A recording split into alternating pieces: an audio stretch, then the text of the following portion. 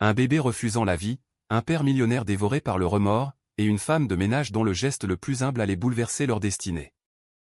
L'amour peut-il accomplir des miracles là où la fortune échoue? Si ce type de récit vous touche, songez à vous abonner à notre chaîne, Contes qui charment.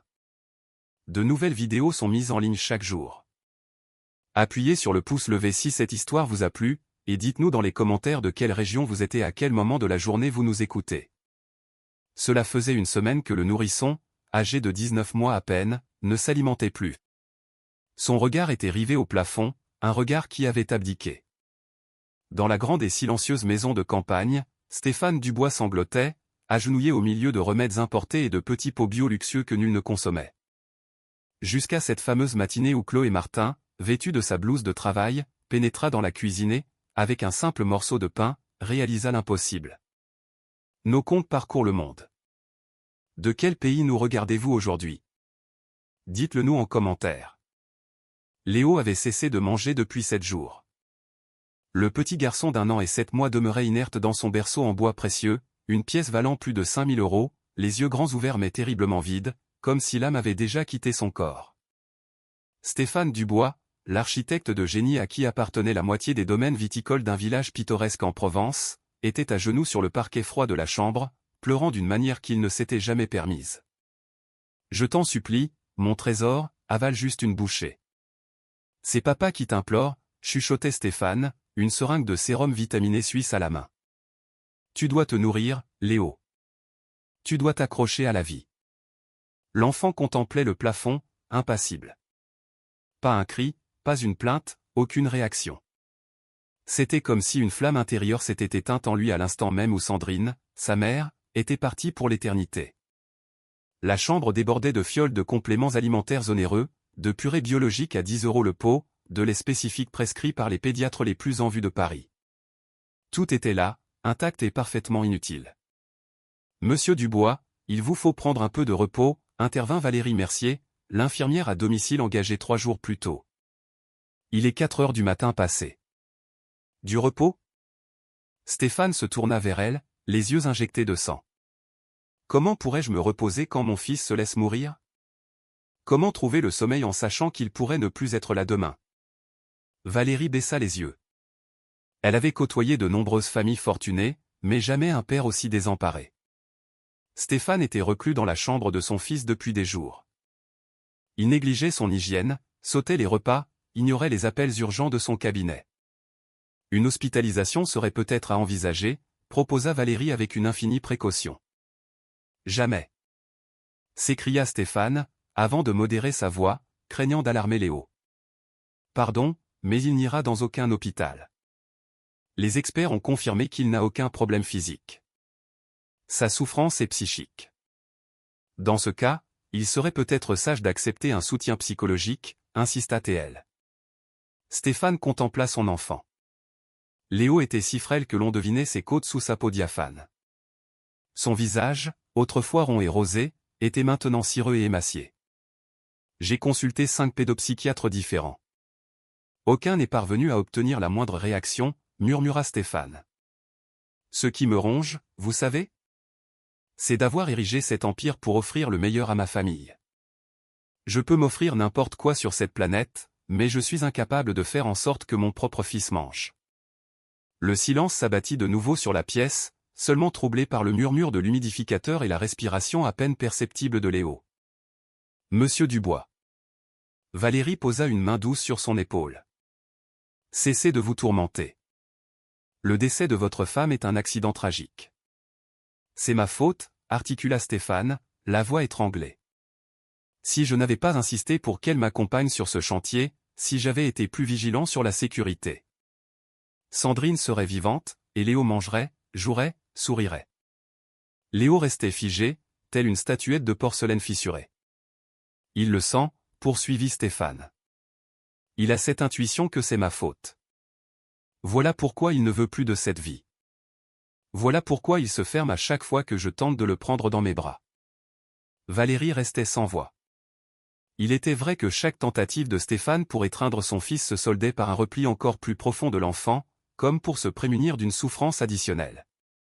Et si l'on modifiait son environnement? hasarda TL. L'installer dans une autre pièce, au salon peut-être? J'ai déjà tout tenté. Stéphane secoua la tête. J'ai changé sa chambre de place. J'ai renouvelé le mobilier. J'ai essayé la musique, de nouveaux jouets. Rien n'y fait. C'est comme s'il avait décrété que sa place n'était plus ici. Une première lueur d'aube perçait à travers l'immense bail vitré. Une nouvelle journée commençait, et Léo s'obstinait à rejeter le monde. Valérie. Stéphane se releva, titubant d'épuisement. Veillez sur lui quelques heures, je vous prie. Je dois prendre une douche et passer un coup de fil au bureau. Mais au moindre signe, à la plus infime réaction, prévenez-moi sur le champ. Comptez sur moi, monsieur. Stéphane déposa un baiser sur le front de son fils, qui ne broncha pas. Ne renonce pas, Léo. S'il te plaît, ne renonce pas à ton papa. Le diagnostic des médecins martelait l'esprit de Stéphane comme un glas funèbre, deuil traumatique du nourrisson. Léo avait cessé de s'alimenter à l'instant précis où il avait compris, avec cette prescience propre aux enfants, que sa mère ne franchirait plus jamais le seuil de la maison.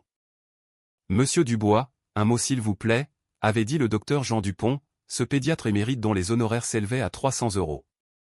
Il se tenait dans la bibliothèque de la vaste demeure, à l'écart de la chambre de Léo. Je vous écoute. Stéphane était à bout de force, mal rasé, les vêtements chiffonnés. Votre fils n'est pas malade au sens clinique du terme. Il se laisse glisser. J'ai déjà été confronté à de tels cas, mais jamais d'une telle gravité chez un si jeune enfant. Que voulez-vous dire?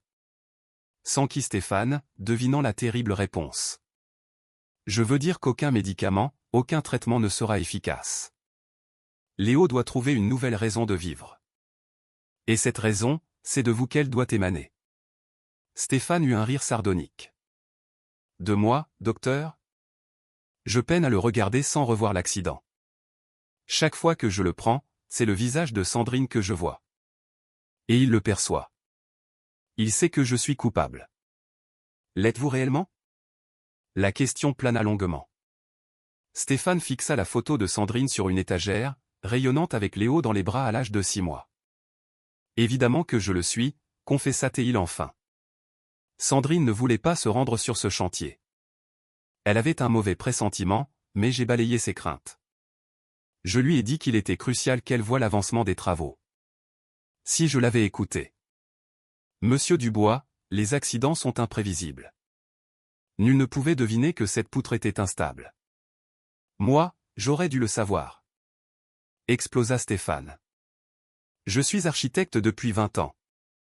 C'était mon chantier, ma responsabilité de tout contrôler.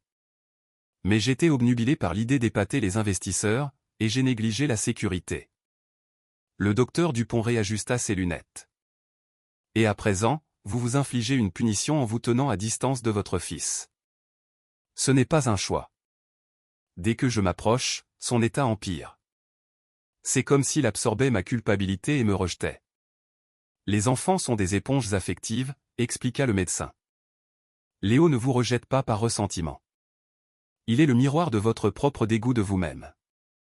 Si vous ne parvenez pas à vous pardonner, comment peut-il se sentir en sécurité auprès de vous? Stéphane enfouit son visage dans ses mains. J'ignore comment me pardonner. J'ignore comment continuer, en sachant que par ma faute, Léo n'a plus de mère. Mais il a encore un père. Le docteur se pencha vers lui. Pour l'instant, du moins. Mais si vous persistez dans cette voie, vous les aurez perdus tous les deux, votre épouse, qui n'est plus, et votre fils, qui est encore là. Ces paroles eurent l'effet d'un électrochoc sur Stéphane. Il se leva et alla à la fenêtre, contemplant le jardin où Sandrine aimait tant jouer avec Léo. Elle l'aimait si fort, souffla-t-il. Elle répétait sans cesse que Léo serait l'enfant le plus choyé au monde. Et que dirait Sandrine en vous voyant ainsi tous les deux? Stéphane ferma les paupières. Il savait pertinemment ce qu'elle dirait. Sandrine lui reprocherait de sombrer dans le remords pendant que leur fils dépérissait de chagrin. Elle lui sommerait de cesser de s'apitoyer et de prendre soin de leur bébé. Docteur Dupont, soyez honnête. Si Léo persiste, combien de temps lui reste-t-il? Le praticien marqua une pause. Sans une nutrition adéquate, une semaine, peut-être 2. l'organisme d'un tout petit est très fragile. Stéphane sentit le sol se dérober sous ses pieds. Une semaine. Il risquait de perdre l'unique vestige de Sandrine en 7 jours. Y a-t-il une chose, n'importe laquelle, que je puisse faire? Arrêtez de le fuir, répondit le docteur, avec une douceur ferme. Léo doit sentir qu'un père est toujours là pour lui, qu'une famille l'entoure, que la vie mérite d'être vécue. Mais comment? Chaque fois que je l'approche, il s'isole davantage. Alors restez près de lui malgré tout. Prouvez-lui que vous ne le laisserez pas tomber, même s'il a baissé les bras. Après le départ du docteur, Stéphane regagna à pas lents la chambre de son fils. Léo était dans la même posture, le regard absent. « Mon fils » murmura Stéphane en s'asseyant près du berceau. « Papa est là, et papa ne partira plus. Je ne te laisserai plus jamais seul. » Léo ne manifesta aucune réaction, mais Stéphane crut déceler, l'espace d'une seconde, un frémissement dans ses petits yeux en sa direction. La pluie cinglait les vitres du bus bondé qui arrivait d'une petite ville ouvrière voisine. Chloé Martin tenait son sac en plastique serré sur ses genoux, protégeant ses papiers d'identité et l'argent du trajet. À 28 ans, elle était rompue à ce voyage vers les domaines opulents de la région. La routine était immuable, se lever à l'aube, prendre 2 correspondances, puis marcher un peu pour atteindre la maison où elle deviendrait une ombre. Prochain arrêt, le village, lança le chauffeur. Chloé regarda par la vitre couverte de buée. Même sous l'averse, le contraste était saisissant.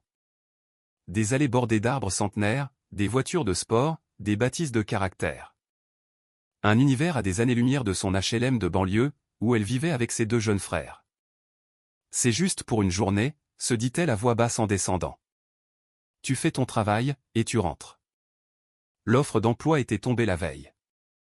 Martha, une amie qui faisait aussi des ménages, l'avait appelée. « Chloé, tu peux me dépanner demain? La patronne cherche quelqu'un en urgence.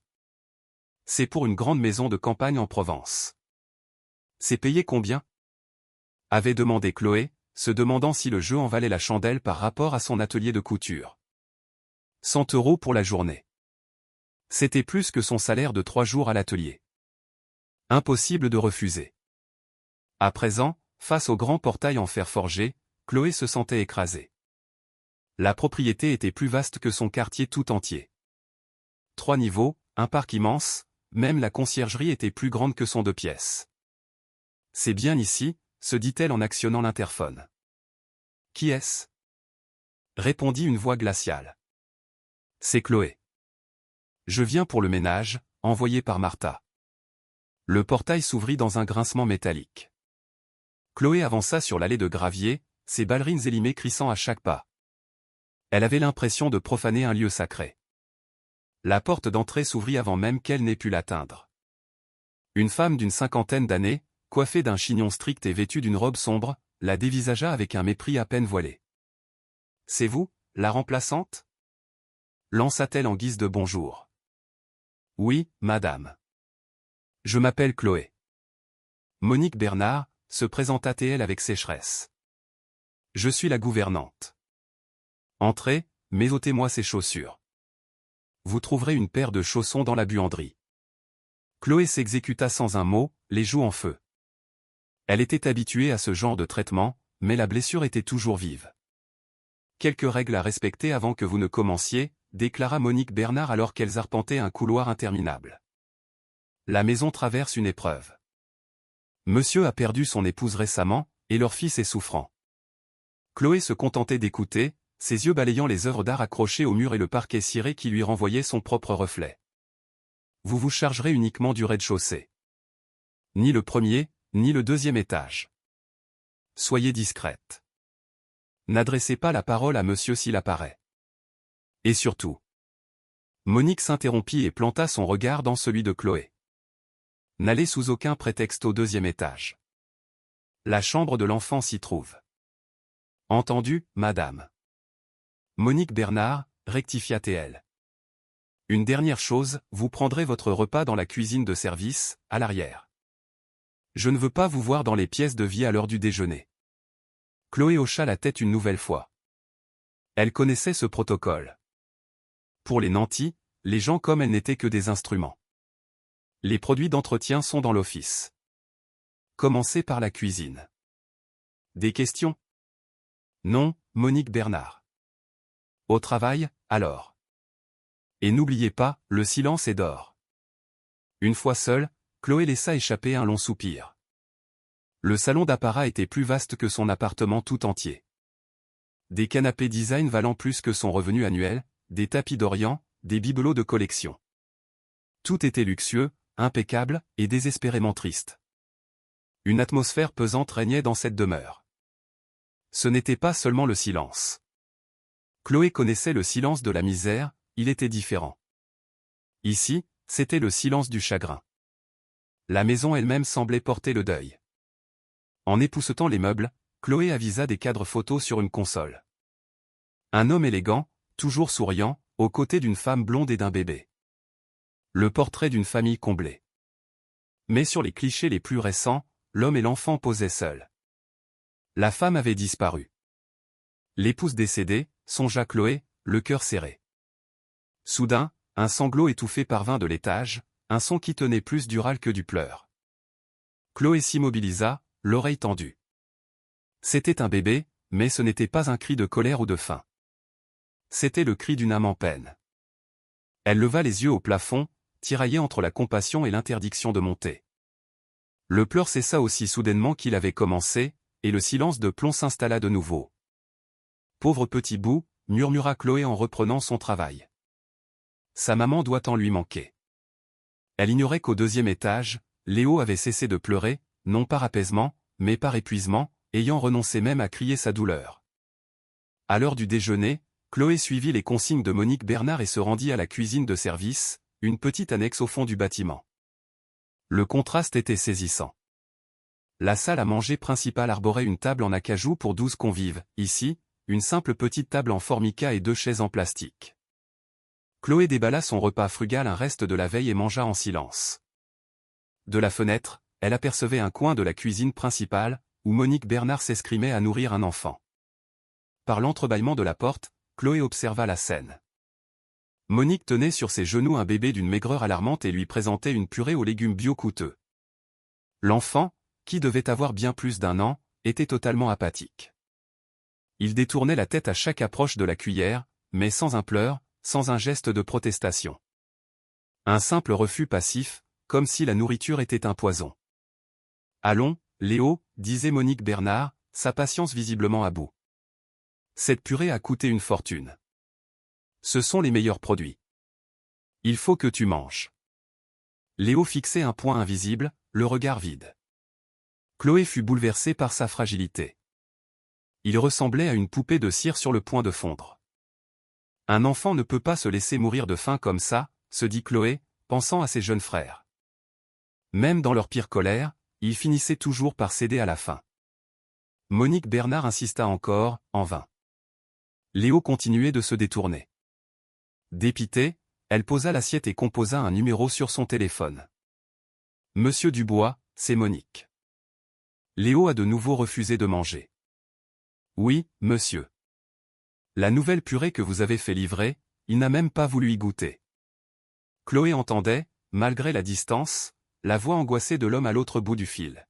« Je suis à court de solutions, monsieur. J'ai tout essayé. Même le biberon, il le repousse. » La conversation se prolongea quelques minutes sur ce ton désespéré. Lorsque Monique Bernard raccrocha, elle parut encore plus accablée. « Marie. » lança-t-elle à la cuisinière qui s'affairait au fourneau. « Gardez Léo un instant, s'il vous plaît. J'ai besoin de souffler. C'est peine perdue. » « Volontiers, Monique. » Marie Lefebvre, une femme d'une 60aine d'années, prit Léo dans ses bras avec une douceur infinie. Son affection pour l'enfant était palpable, tout comme son inquiétude. « Voyons, mon petit trésor, il faut manger, lui murmura-t-elle. Regarde comme tu es devenu tout fin. Ta maman aurait tant de peine de te voir ainsi. » Léo ne réagit pas. Il resta flasque dans les bras de Marie, comme un pantin désarticulé. Chloé, depuis sa cachette, observait la scène, la gorge nouée. Il y avait quelque chose chez cet enfant qui la bouleversait. Peut-être cette façon qu'il avait de sembler avoir renoncé à tout. Ou peut-être parce qu'elle savait ce que c'était que de grandir sans mère. La sienne était partie quand elle avait 12 ans, la laissant seule avec ses frères. Marie, Monique Bernard revint dans la cuisine. Monsieur Dubois a dit qu'il essaierait lui-même en rentrant ce soir. Installez Léo dans sa chaise haute pour le moment. Marie plaça l'enfant dans la chaise, où il demeura apathique. Pas un cri, pas un mouvement de protestation. Il était juste là, comme si l'existence même était une charge trop lourde à porter. Il a le cœur brisé, souffla Marie. Un si petit ne devrait pas connaître un tel chagrin. Les médecins parlent d'un choc psychologique, expliqua Monique Bernard. Depuis le décès de Madame, Léo est méconnaissable. Plus de jeux, plus de sourires, et maintenant, plus d'appétit. C'est comme s'il avait choisi de ne plus vivre. Ces mots heurtèrent Chloé de plein fouet. Un enfant d'à accent grave peine 2 ans qui ne voulait plus vivre. Comment était-ce concevable? Avez-vous tenté d'autres aliments? Demanda Marie. Nous avons tout essayé. Sucré, salé, fruits, yaourt, lait de croissance. Même de la crème glacée, son ancien péché mignon. Rien à faire. Il rejette tout en bloc. Chloé termina son repas, mais ne bougea pas, captivée par la scène. Quelque chose clochait. Elle le sentait au plus profond d'elle. Ce n'était pas seulement le chagrin d'un enfant en deuil. C'était plus insidieux. Léo, dans sa chaise haute, contemplait ses petites mains. Parfois, son regard se portait vers la porte de la cuisine, comme s'il attendait une arrivée qui ne viendrait jamais. Celle de sa mère, sans doute. Pauvre petit ange, songea Chloé. Il ne comprend pas pourquoi elle ne revient pas. Elle se leva pour rincer sa gamelle dans l'évier de l'office, mais resta attentive à la conversation. Ce qui me fend le cœur, poursuivit Marie, c'est qu'avant, Léo était si plein de vie. Toujours à rire, à réclamer des câlins. Maintenant, on dirait une petite ombre. Monsieur Dubois n'est pas mieux, confia Monique Bernard. Il supporte à peine la vue de son propre fils. Il s'enterre dans le travail pour ne pas y penser. Chloé secoua la tête, navrée. C'était une histoire qu'elle ne connaissait que trop bien. Quand un parent est submergé par sa propre douleur, l'enfant se retrouve doublement abandonné. C'était une impasse tragique. Elle retourna à sa tâche, mais l'image de Léo, si petit et si seul dans sa chaise haute, ne la quittait plus. 2 heures plus tard, Chloé achevait le nettoyage du rez-de-chaussée quand elle entendit de nouveau de l'agitation dans la cuisine. Monique Bernard faisait une nouvelle tentative pour nourrir Léo, avec une autre purée. Léo, mon trésor, celle-ci est à la pomme et au coin. Tu adorais ça avant, suppliait Monique. Mais le résultat fut identique. Léo détournait la tête, indifférent. Chloé pouvait voir, même de loin, qu'il avait encore maigri depuis le matin. Ses joues, qui auraient dû être rebondies à son âge, se creusaient. Une vague de révolte submergea Chloé. Elle ne pouvait plus rester passive à regarder cet enfant dépérir pendant que les adultes s'obstinaient à lui proposer des aliments compliqués. Sans plus y penser, elle posa son seau et se dirigea d'un pas décidé vers la cuisine principale. « Pardonnez-moi, dit-elle en se postant sur le seuil. Monique Bernard se retourna, à la fois surprise et manifestement contrariée. « Que faites-vous là? Je vous avais interdit de quitter l'office. » Je m'excuse, Monique Bernard, mais puis-je tenter quelque chose? Tenter quoi? La gouvernante croisa les bras, suspicieuse. Chloé regarda Léo, toujours prostré dans sa chaise haute. Tenter de le nourrir. Vous? Ricana Monique Bernard. Les plus grands spécialistes de Paris s'y sont cassés les dents. Des nutritionnistes renommés ont échoué. Et vous, vous pensez pouvoir y arriver? C'est peut-être justement là le problème, répondit Chloé, d'une voix posée mais ferme. Trop de complications, trop de science. Un enfant, parfois, a juste besoin de simplicité. Marie, qui avait assisté à l'échange en silence, s'interposa. Laissez-la faire, Monique. Que avons-nous à perdre? Certainement pas, trancha Monique Bernard. Imaginez que Monsieur Dubois arrive et surprenne une femme de ménage en train de toucher son fils. Je serais congédié sur le champ. Mais Chloé s'était déjà approchée de la corbeille à pain. Elle y prit une baguette fraîche et en détacha un petit quignon. Marie l'observait, intriguée. Que allez-vous faire? Une astuce de ma grand-mère quand j'étais boudeuse, expliqua Chloé en saisissant la bouteille d'huile d'olive vierge extra, un produit qui valait à lui seul une semaine de son salaire. Une tartine de baguette avec un filet d'huile et une pincée de sel. Rien de plus. Vous avez perdu la tête? S'emporta Monique Bernard. Monsieur Dubois dépense 50 € en consultation et vous voulez donner du pain sec à cet enfant? Chloé imprégna le pain de quelques gouttes d'huile et le saupoudra d'une touche de fleur de sel. L'arôme qui se dégagea, simple et réconfortant, contrastait violemment avec les odeurs médicalisées des compléments alimentaires. Ma grand-mère disait qu'un enfant malheureux a besoin de vraie nourriture, pas de potions déguisées, murmura Chloé.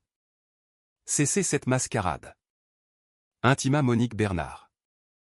Mais un événement inouï se produisit. Léo, qui depuis des semaines n'avait manifesté aucun intérêt pour quoi que ce soit, tourna lentement sa tête vers l'odeur. Ses yeux, jusqu'alors perdus dans le vague, se fixèrent sur le morceau de pain que tenait Chloé. Marie étouffa un cri. Monique, regardez. Léo fixait la nourriture. Pas encore avec faim, mais avec une lueur de curiosité que personne ne lui avait vue depuis une éternité. Tu veux goûter, mon petit cœur? Chloé s'approcha doucement, lui tendant le petit morceau de pain. Monique Bernard était pétrifiée, partagée entre la fureur de voir son autorité bafouée et la fascination de voir Léo enfin réagir. Léo avança une petite main hésitante vers le pain. Chloé attendit, patiente, qu'il le saisisse lui-même, sans le forcer, sans le brusquer. Tout doux, mon trésor, chuchota-t-elle. Prends ton temps. Léo attrapa le quignon entre ses doigts frêles et le porta à sa bouche. Il mastiqua lentement, comme s'il redécouvrait ce geste oublié. Puis, l'impensable arriva. Il tendit la main, en réclamant un autre morceau. La cuisinière laissa tomber la cuillère qu'elle tenait. Sainte Vierge, balbutia Marie, des larmes de joie dévalant ses joues. Il mange. Léo mangea 3 petits morceaux avant de s'arrêter, mais il était visiblement plus présent. Une étincelle avait réapparu dans son regard. Chloé sourit, soulagée. Parfois, il ne faut que ça. Un peu de tendresse simple. C'est à cet instant que des pas précipités se firent entendre dans le couloir. Stéphane Dubois apparut sur le seuil de la cuisine. Le souffle court, alerté par le bruit, il se figea. Son fils, qui refusait toute nourriture, était en train de manger. Son regard se posa sur son enfant, qui tenait un morceau de pain et le fixait, pour la première fois depuis une éternité. « Papa » balbutia Léo. Le premier mot qu'il prononçait depuis des jours. Stéphane s'effondra à genoux, sur le carrelage de la cuisine, secoué de sanglots, un mélange de soulagement et d'incrédulité. Stéphane n'en croyait pas ses yeux. Léo, qui depuis une semaine refusait jusqu'à l'eau, tenait un morceau de baguette dans ses petites mains et le regardait droit dans les yeux. Ce n'était pas le regard vitreux et distant des derniers temps, mais un regard présent, vivant. « Léo » murmura Stéphane, s'approchant lentement de la chaise haute, craignant de rompre le charme. « Papa » répéta Léo, cette fois plus clairement, tendant son bras avec le pain vers son père. Monique Bernard était blanche comme un linge, réalisant qu'elle avait une situation délicate à gérer. Marie pleurait doucement, serrant un torchon contre sa poitrine. Et Chloé restait là, immobile, observant la scène avec un sourire timide. « Qu'est-ce qu'il mange » demanda Stéphane, partagé entre le soulagement et la confusion. « De la baguette avec de l'huile et du sel » répondit Monique Bernard en déglutissant. « C'est la femme de ménage qui lui a donné. » Stéphane regarda Chloé, une jeune femme simple, aux vêtements modestes et aux mains calleuses par le travail, complètement différente de tous les spécialistes hors de prix qui avaient tenté de sauver son fils. « C'est vous qui avez fait manger mon fils » demanda-t-il, incrédule. Chloé baissa la tête, intimidée. « Excusez-moi, monsieur, je ne voulais pas m'immiscer, mais... » « Non. » Stéphane se leva, regardant toujours Léo qui mordillait lentement le pain. « Ne vous excusez pas. Vous avez réussi quelque chose que des médecins à 300 € la consultation n'ont pas réussi. » Léo termina son morceau et tendit à nouveau la main, voulant clairement en avoir plus. Chloé regarda Stéphane, demandant la permission. « Vous pouvez lui en donner » acquiesça Stéphane, la voix brisée par l'émotion. « Pour l'amour de Dieu, donnez-lui. » Chloé prépara un autre petit morceau avec le même calme et la même tendresse qu'auparavant. Léo mangea avec plus d'entrain cette fois et esquissa même quelque chose qui ressemblait à un sourire lorsque le goût familier toucha sa langue. « Comment avez-vous su » demanda Stéphane, hypnotisé, en regardant son fils manger. « Ma grand-mère faisait toujours ça quand moi ou mes frères étions malades ou trop tristes pour manger, expliqua-t-elle doucement. Elle disait qu'un enfant triste a besoin de nourriture qui réconforte. Marie sanglota plus fort. C'est vrai, monsieur. Ma mère faisait pareil. Du pain chaud avec de l'huile, c'était un remède pour tout. Léo mangea encore 2 morceaux avant de s'arrêter, satisfait. Il n'était pas rassasié, son petit estomac s'était trop rétréci pour cela, mais il était visiblement mieux. Même sa posture dans la chaise haute était différente, plus droite, plus présente. « Papa » dit à nouveau Léo en tendant les bras. Stéphane s'approcha lentement et, pour la première fois depuis des semaines, Léo ne se recroquevilla pas à l'approche de son père. Au contraire, il se pencha en avant, voulant être pris dans ses bras. Les mains tremblantes, Stéphane prit son fils dans ses bras. Léo se blottit contre la poitrine de son père, ce qu'il n'avait pas fait depuis avant l'accident. L'odeur de pain et d'huile était encore sur sa petite bouche, mélangée à cette odeur douce de bébé que Stéphane avait presque oubliée. « Mon fils » murmura Stéphane, serrant Léo avec précaution, comme s'il était en cristal. « Mon petit garçon chéri. » Léo posa sa petite tête sur l'épaule de son père et ferma les yeux, enfin détendu. Il ne dormait pas d'épuisement comme les semaines précédentes, mais de contentement. « Monsieur Dubois. » Chloé s'approcha timidement. « Puis-je dire quelque chose ?» Stéphane la regarda, tenant toujours Léo. « Vous pouvez dire tout ce que vous voulez. Vous venez de sauver mon fils. » Léo n'avait pas besoin de nourriture chère ou spéciale. Il avait besoin de nourriture faite avec amour, dans un environnement où il se sentait en sécurité, dit Chloé doucement. Et il avait besoin de vous voir heureux aussi. Un enfant ressent tout. Si le papa est triste, il devient triste avec lui. Les mots frappèrent Stéphane comme une révélation. Pendant des semaines, il s'était tellement concentré sur sa propre culpabilité et sa douleur qu'il avait oublié que Léo avait besoin de lui entier, présent, vivant. « Vous avez raison » admit-il. « J'étais tellement perdu dans ma culpabilité que j'ai oublié que j'avais encore une raison de vivre. » Léo marmonna quelque chose contre l'épaule de son père, mais il semblait content. Pour la première fois depuis longtemps, père et fils étaient vraiment ensemble. « Monique Bernard. » Stéphane se tourna vers la gouvernante, toujours sous le choc. « Je veux que vous engagiez cette jeune femme à plein temps. »« Monsieur. » Monique Bernard fut prise de court. Stéphane la regarda. « Acceptez-vous de travailler ici? De vous occuper de Léo, de nous apprendre à tous à faire ce pain magique ?» Chloé resta sans voix. Un emploi stable dans une maison riche était le rêve de toute femme de ménage de la périphérie. Mais il y avait plus que de l'argent dans cette proposition. Il y avait un père désespéré et un enfant qui avait besoin d'une véritable affection. « J'accepte » répondit-elle en souriant. « Mais seulement si monsieur promet une chose. »« N'importe quoi. » »« Promettez que vous déjeunerez avec nous dans la cuisine. » Léo a besoin de voir son papa manger aussi. Un enfant apprend par imitation. Stéphane rit pour la première fois depuis des semaines. Un rire authentique qui fit que Léo leva la tête et le regarda avec curiosité. « Je le promets » dit Stéphane. « Je promets que nous mangerons ensemble tous les jours. » Léo applaudit, une réaction si normale et enfantine que tout le monde dans la cuisine sourit en même temps. Le miracle avait eu lieu, et tout avait commencé avec une simple tartine de baguette à l'huile, faite avec amour. Merci beaucoup d'avoir écouté jusqu'ici. Si vous aimez ce genre de contenu, n'oubliez pas de vous abonner à notre chaîne Contes qui charment. Nous publions des vidéos tous les jours. Mettez un like si vous aimez cette histoire et laissez un commentaire nous disant d'où vous êtes et à quelle heure vous nous écoutez. Le lendemain, Stéphane annula toutes ses réunions et décida de passer la journée à la maison. Il voulait mieux comprendre ce qui s'était passé la veille et apprendre de Chloé comment s'occuper correctement de Léo. « Bonjour, monsieur » salua Chloé lorsque Stéphane descendit à la cuisine à 8 heures du matin. Elle était déjà là, préparant une baguette fraîche pour le petit déjeuner de Léo. « Bonjour, Chloé. Comment a-t-il passé la nuit ?»« Beaucoup mieux » sourit-elle. Léo était dans sa chaise haute, plus alerte que la veille. Quand il vit son père, il applaudit et cria « Papa !» avec une joie qui fit déborder le cœur de Stéphane.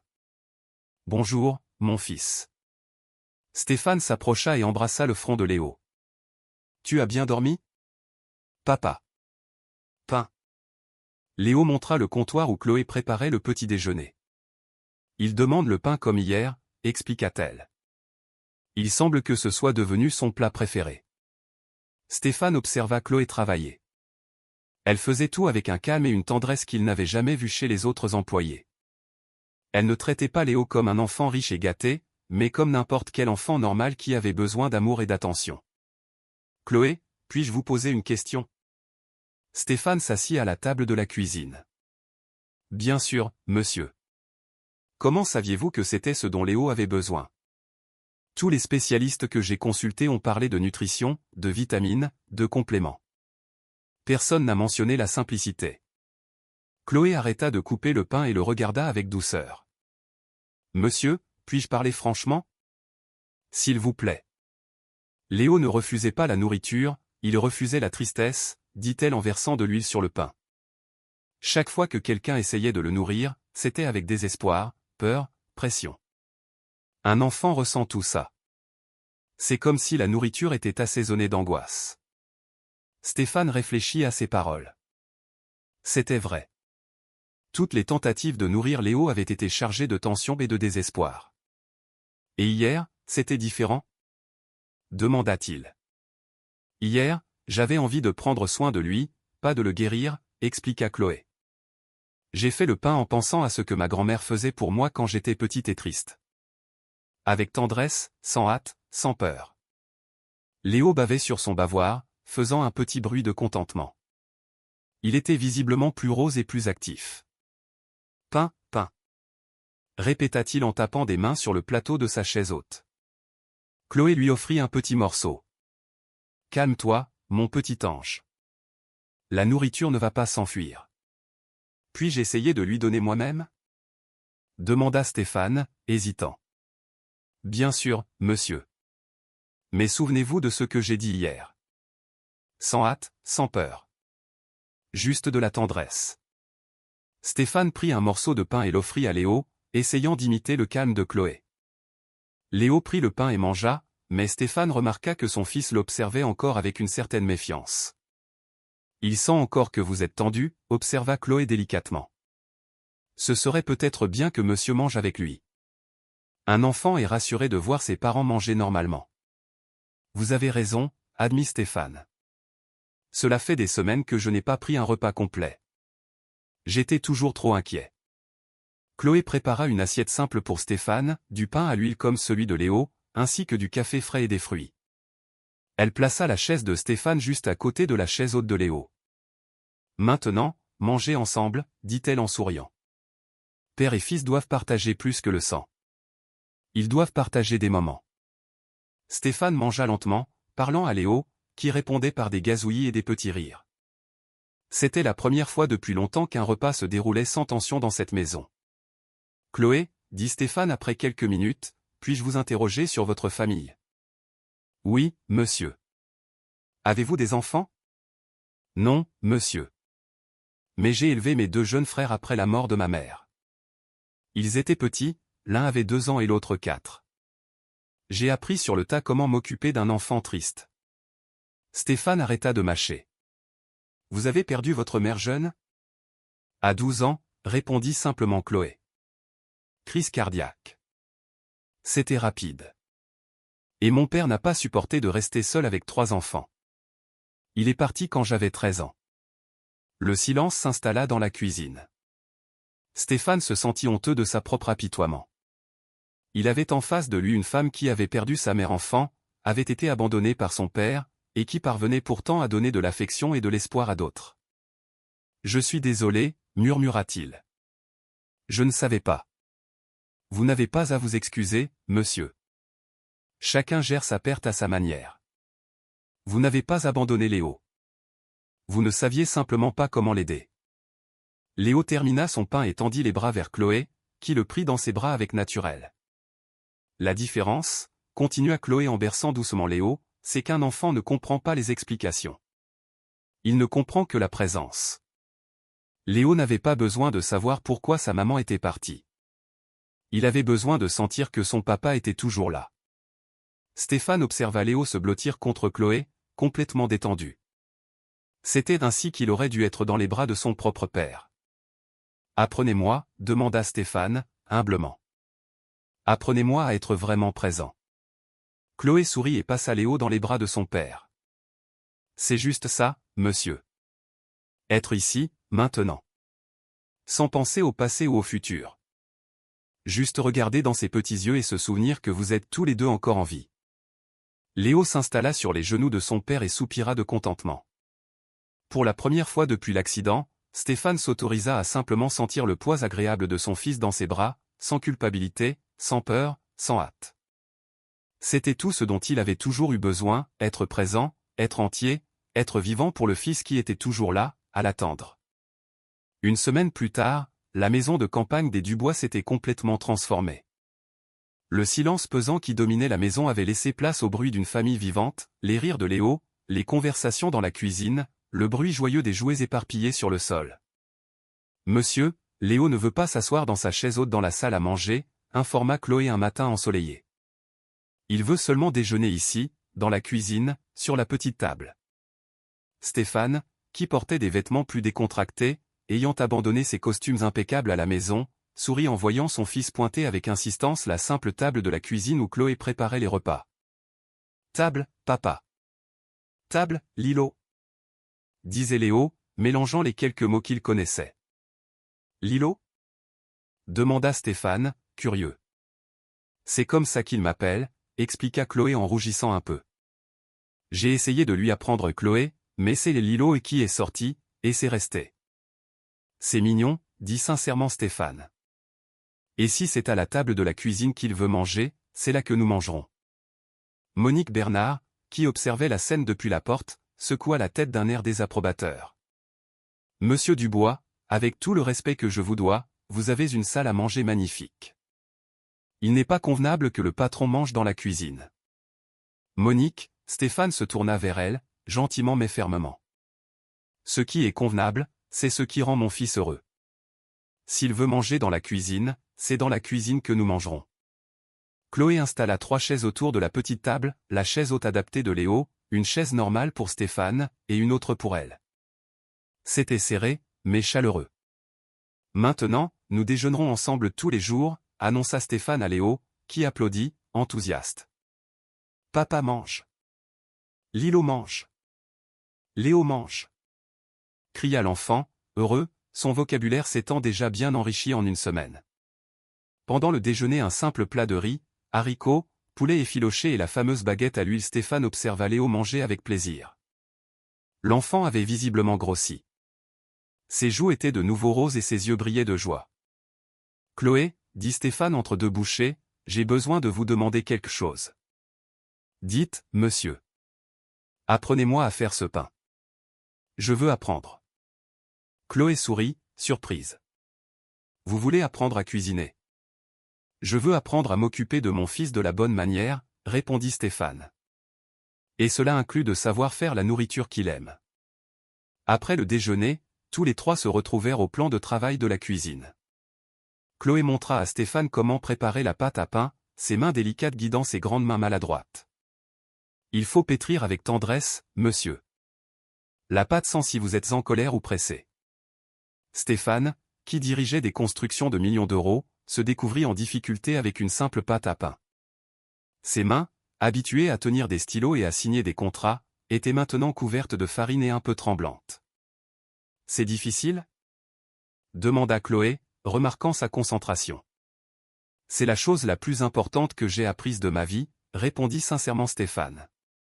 Léo, dans sa chaise haute à côté d'eux, observait tout avec fascination.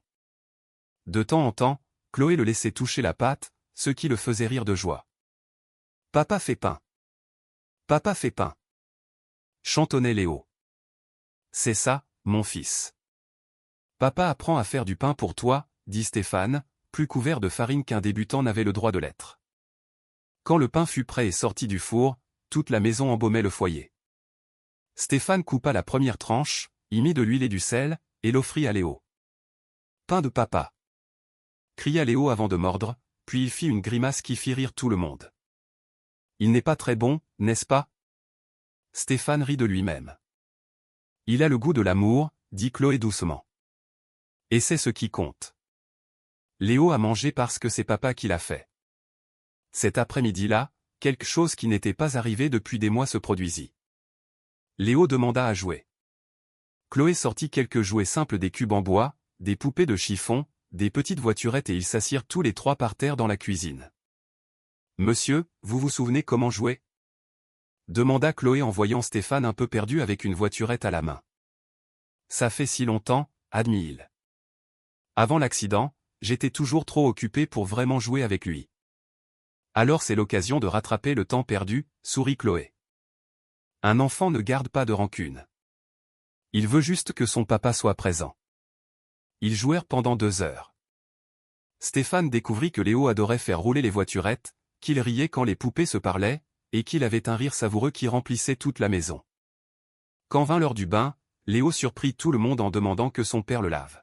« Tu es sûr ?» demanda Stéphane, ému. « Tu veux que papa te donne le bain ?»« Papa. Papa. » insista Léo en tendant les bras.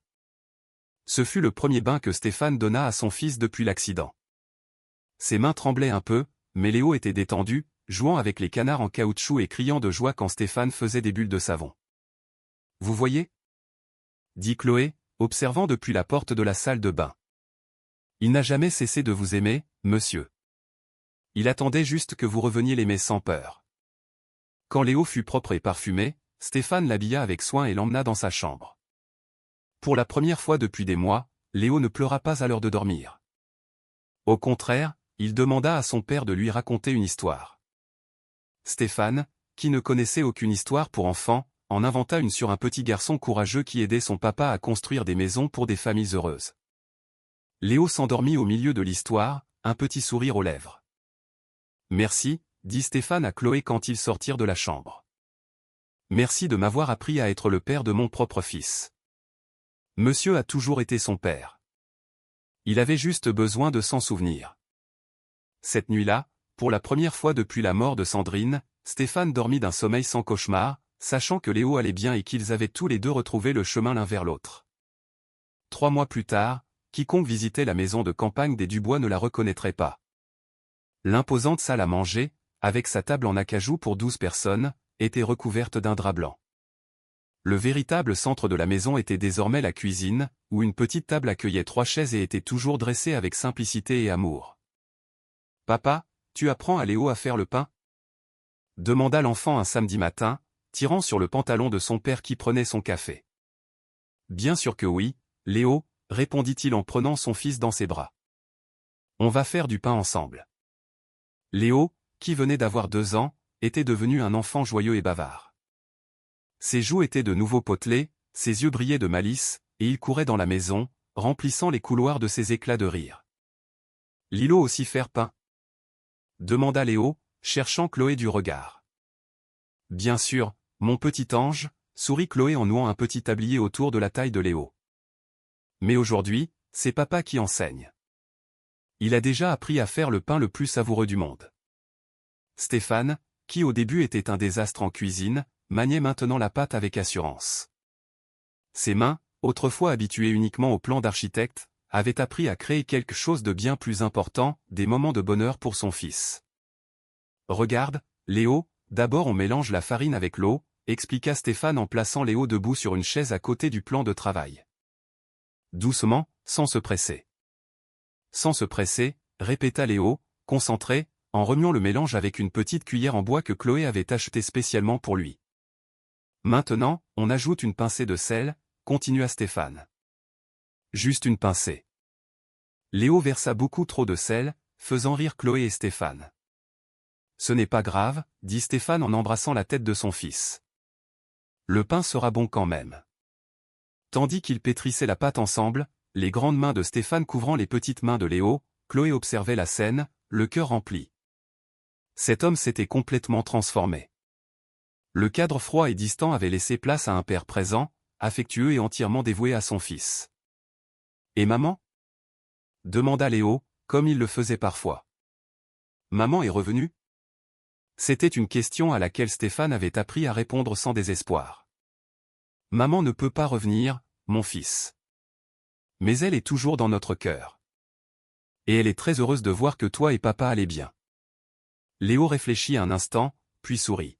« Maman aime le pain aussi. » « Maman adorait le pain chaud, » répondit Stéphane, souriant à travers ses larmes. « Surtout quand il était fait avec beaucoup d'amour. »« Alors on va faire du pain pour maman aussi. » décida Léo, retournant pétrir la pâte avec enthousiasme. « Oui.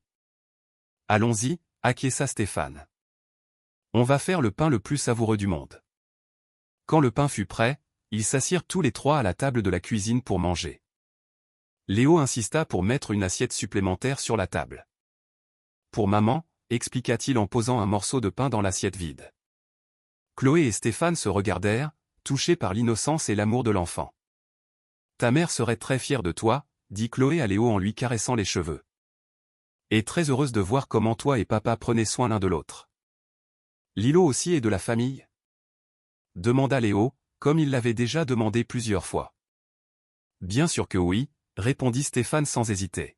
« Lilo fait partie de notre famille. C'est elle qui a appris à papa à bien s'occuper de toi. » Léo sourit, satisfait, et continua de manger son pain, chantonnant une petite musique qu'il inventait sur le moment. Après le déjeuner, comme c'était devenu une habitude, ils jouèrent tous les trois ensemble. Léo adorait quand Stéphane faisait semblant d'être un monstre qui le poursuivait dans la maison, ou quand il construisait des tours de cubes que Léo faisait tomber en riant aux éclats. « Papa, raconte l'histoire. » demanda Léo à l'heure de la sieste. « Quelle histoire veux-tu aujourd'hui ? » L'histoire du petit garçon et du papa qui font du pain. Léo répondit en se blottissant contre son père. Stéphane inventa une histoire sur un petit garçon courageux et son papa, qui découvrirent que la meilleure magie du monde n'était pas l'argent ou les choses chères, mais d'être ensemble, de manger ensemble et de prendre soin l'un de l'autre avec tendresse. Léo s'endormit au milieu de l'histoire, un sourire tranquille sur le visage. « Monsieur, » dit Chloé quand ils sortirent de la chambre. « Puis-je dire quelque chose ?»« Bien sûr, Chloé. Vous êtes devenu le père dont Léo a toujours eu besoin. Et je crois que votre femme serait très fière de vous voir tous les deux comme ça. » Stéphane sourit, regardant la photo de Sandrine qui était maintenant dans la cuisine, non plus cachée par la douleur, mais exposée avec amour. « Elle disait toujours que Léo serait l'enfant le plus aimé du monde, » murmura-t-il. « Je crois que j'ai enfin réussi à tenir cette promesse. »« Oui, vous avez réussi, » acquiesça Chloé. « Et maintenant, vous pouvez être heureux tous les deux, vraiment. » Cet après-midi-là, pendant que Léo faisait sa sieste, Stéphane et Chloé planifiaient l'anniversaire des 2 ans de l'enfant. Ce serait une petite fête, juste 3, mais remplie de ce qui comptait vraiment, l'amour, la présence et du pain chauffé avec tendresse. La maison de campagne, qui avait été un jour un mausolée silencieux, respirait maintenant la vie, la joie et l'espoir. Et tout avait commencé avec une simple tartine de baguette à l'huile et le courage d'une femme qui croyait que l'amour simple peut guérir n'importe quelle blessure. 6 mois plus tard, un dimanche matin ensoleillé, la maison des Dubois se réveilla avec l'odeur du pain frais et le son des éclats de rire venant de la cuisine. Léo, maintenant âgé de 2 ans et demi, courait dans la maison en appelant « Papa ». Lilo. Café. Avec l'excitation de celui qui a découvert que les dimanches sont spéciaux. L'imposante salle à manger avait été officiellement transformée en salle de jeu. Là où se trouvait autrefois une table formelle en acajou, il y avait maintenant des tapis colorés, des cubes en bois, des voiturettes et une petite maison de poupées que Stéphane avait montée de ses propres mains. « Tati Lilo !» cria Léo en entrant dans la cuisine comme un ouragan de joie. « Bonjour, mon prince » répondit-elle en le prenant dans ses bras pour un câlin matinal. « Tu as bien dormi ? J'ai rêvé d'un pain géant. » raconta Léo en faisant des gestes exagérés. Un pain de la taille de la maison. Stéphane, qui était au comptoir en train de préparer le petit déjeuner, éclata de rire. Un pain de la taille de la maison ? Imagine la quantité d'huile qu'il faudrait. Beaucoup, beaucoup d'huile. Léo rit aussi en courant pour serrer les jambes de son père. Le réfrigérateur était couvert de dessins que Léo faisait tous les jours. Des maisons colorées, des bonshommes allumettes représentant papa, Lilo et Léo, et même quelques dessins de sa maman qu'il faisait de mémoire, toujours avec un grand sourire. « Papa, aujourd'hui on fait un gâteau ?» demanda Léo, se souvenant que les dimanches étaient des jours spéciaux pour les expériences culinaires. « Aujourd'hui, on va faire ce gâteau à la banane que tu aimes, » confirma Stéphane. Mais d'abord, le petit déjeuner. Ils s'assirent tous les trois à la petite table de la cuisine qui était devenue le véritable cœur de la maison. Léo insistait toujours pour mettre 4 chaises, une pour chaque membre de la famille, y compris Sandrine, qu'il appelait « Maman du ciel ». « Maman du ciel veut du pain aussi ?» demanda Léo comme il le faisait chaque matin. « Bien sûr que oui », répondit Stéphane en posant un petit morceau de pain sur l'assiette supplémentaire. Maman du ciel adore quand on prend le petit déjeuner ensemble. C'était une routine qui avait apporté la paix à tous. Léo avait trouvé un moyen d'inclure sa mère dans la famille sans tristesse, juste avec de l'amour et une douce nostalgie. Lilo. Léo se tourna vers Chloé. « Tu restes pour toujours ?» La question, posée avec l'innocence d'un enfant, fit que Chloé et Stéphane se regardèrent. C'était quelque chose dont ils évitaient tous les trois de parler directement, mais que tous ressentaient. Ils étaient devenus une véritable famille. « Je resterai tant que vous voudrez que je reste, » répondit Chloé en caressant les cheveux de l'enfant. « Je veux toujours » déclara Léo en applaudissant. « Lilo est mon autre maman. » Le silence qui suivit n'était pas gênant, mais empreint de reconnaissance. Chloé était devenue bien plus qu'une employée ou une nounou. Elle était une partie essentielle de cette famille reconstruite. « Léo, » dit Stéphane doucement, « Lilo est très spécial pour nous, n'est-ce pas ?»« Très, très spécial » acquiesça Léo. « Lilo a appris à papa à faire du pain. Lilo joue avec moi. Lilo me donne le bain quand papa est au travail. Lilo est la famille. » Chloé sentit ses yeux s'embuer. Issue d'une enfance difficile, d'abandon et de responsabilités précoces, elle n'aurait jamais imaginé trouver une véritable famille dans une maison de campagne en Provence. « Je vous aime tous les deux, » dit-elle simplement, et les mots portaient tout le poids de la vérité. « Nous t'aimons aussi, » répondit Stéphane en tenant sa main sur la table. « Tu as sauvé plus que la vie de Léo. Tu as sauvé notre famille. » Léo, sentant que les adultes étaient émus, grimpa sur sa chaise et les serra tous les deux en même temps, de la manière désordonnée des jeunes enfants. « Câlin !» cria-t-il, faisant rire tout le monde à travers les larmes. Après le café, pendant que Léo jouait dans le salon improvisé, Stéphane et Chloé firent la vaisselle ensemble, une routine qu'ils avaient développée naturellement. « Chloé, » dit Stéphane en essuyant une assiette.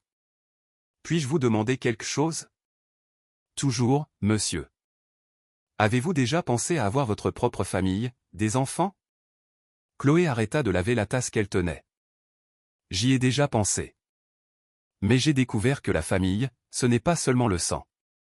Parfois, la famille qu'on trouve est plus forte que celle dans laquelle on est. » « C'est vrai, » acquiesça Stéphane. « J'avais une famille parfaite sur le papier, femme, fils, maison, argent. Mais j'étais tellement perdu dans le travail que j'ai failli perdre ce qui comptait vraiment. Quand Sandrine est morte, j'ai cru que j'avais tout perdu. Mais tu m'as montré qu'il me restait encore quelque chose à sauver. » Léo apparut dans la cuisine, interrompant le moment, portant un nouveau dessin. « Regardez. J'ai fait la famille. » Il montra fièrement un papier avec 3 bonshommes allumettes se tenant la main sous une maison colorée. « Papa, Lilo, Léo. »« Il est magnifique, mon fils, » dit Stéphane en prenant le dessin. « On va le mettre sur le frigo. »« Oui. » À côté du dessin de Maman du ciel. L'après-midi venu, ils firent tous les 3 le gâteau à la banane promis. Léo aida en cassant les œufs, la moitié tomba par terre, l'autre moitié dans le bol. Il mélangea les ingrédients avec plus d'enthousiasme que de technique et lécha la cuillère avec la satisfaction de celui qui a conquis le monde.